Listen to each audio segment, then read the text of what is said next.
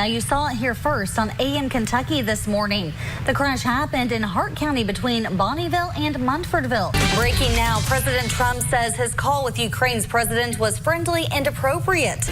All right, so I guess we should put on a happy face. Oh, there you go. Kentucky Attorney General Andy Beshear securing the nomination.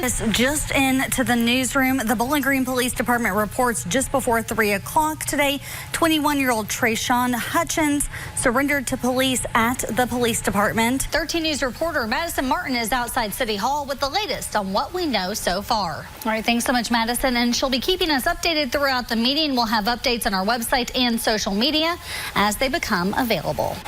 A Cave City man is charged with wanton endangerment after shots were fired at an apartment complex. It happened Friday at Glenwood Apartments. Cave City police say Walter Palmowski fired a handgun in the air during a dispute with a neighbor, then fled the scene. He was arrested and taken to the Barron County Jail and has since been released.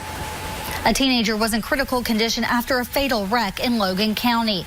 The sheriff's department says Mark McLean of Auburn ran off Cave Springs Road and hit a tree on Sunday. He died at the scene. 19-year-old Ethan Hunter was life-flighted to Nashville and at last word was in critical condition. Crews are nearing the end of construction on Small House Road. Right now, crews are in phase 2 of construction on Small House Road, which will ultimately widen the road by creating a middle turn lane and bring improvements to the sidewalks.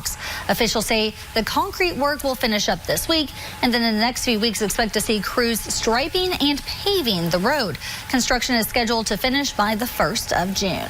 Well, the dumping has become a hindrance. It's an eyesore, and it costs me because I have to do cleanup and I have to eliminate the trash or I get cited from the city. Tremaine Taylor is the owner of the lot on the corner of Power Street and Boat Landing Road, which has become one of many illegal dumping sites in and around Bowling Green. Due to the excessive illegal dumping on his property, Taylor has installed security cameras, captured video of license plates of the suspects, and filed a report with police.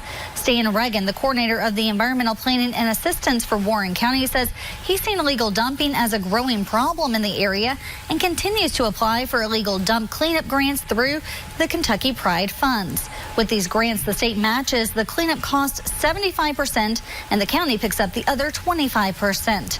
Reagan says there are many alternatives to illegal dumping in Warren County. You have trash collection in Warren County, as every residence and business is required to have. Those things can go away, and it's a whole lot cheaper than having to waste your time loading that junk up and dumping it on somebody's property that you don't have control of. Reagan says he'll be issuing a contract to clean up this dump site and about 8 others in the next 2 weeks when the fiscal court acts on his bids that they opened up.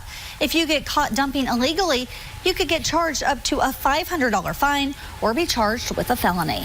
This year's St. Jude Dream Home giveaway has kicked off. Your $100 ticket for a chance to win a home goes directly to St. Jude Children's Research Hospital in Memphis. Thanks so much, Shane. As expected, Governor Matt Bevin was officially announced as the candidate for the GOP governor's race. Bevin defeated opponent Robert Goforth in the Republican primary. The Kentucky governor will now face off against Attorney General Andy Beshear in November's election. Bevin said he expected Beshear to win and says he would have been surprised if anyone else would have won. Governor Bevin is ready for the voters to decide who they want to run the Commonwealth. Now, Goforth put on a run against Governor Bevin, receiving over 100,000 votes and nearly 40% of the vote. Ultimately, he and William Woods, along with Ike Lawrence, were unsuccessful in stepping in to the Republican nomination. Voter turnout was slightly higher than expected today for the Kentucky primary. Allie Hennard is live in studio to talk about what we saw in Warren County. Hey, Allie.